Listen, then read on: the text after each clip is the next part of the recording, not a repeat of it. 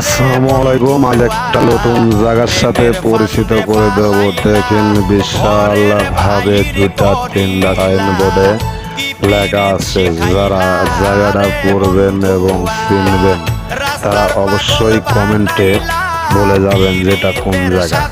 একদম